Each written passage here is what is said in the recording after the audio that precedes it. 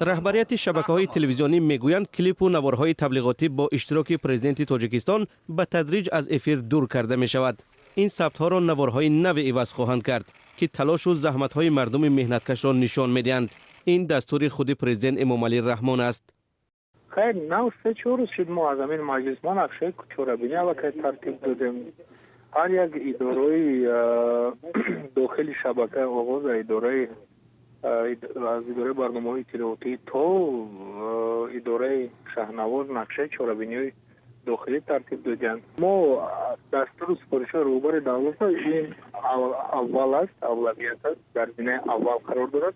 گفتم که دستور سپارشی که همین عاجلیت طلب می‌کرد، ثانیه و ساعت دقیقه در حال است باید بردن.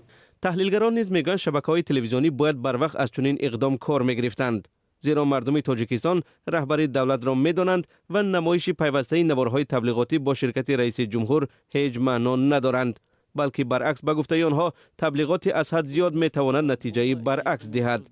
اما با این هم تحلیلگران این محدودیت را کافی نمی‌دانند. از این پیشتر نیز چنین حرفها جای داشت. برای مؤثر بودن این گونه اقدامها نظارت دائمی و بهتر نمودن واسطه‌های دیگر تبلیغاتی لازم است تا اینکه در آینده همین گونه تشبس‌های به اصطلاح خدمت خرسانه پیدا نشوند. با وجود آنکه منبع تلویزیون‌های دولتی تاجیکستان امام علی رحمان را کمتر نمایش خواهند داد، ولی با این هم چهره رئیس جمهور همیشه مد نظر خواهد ماند.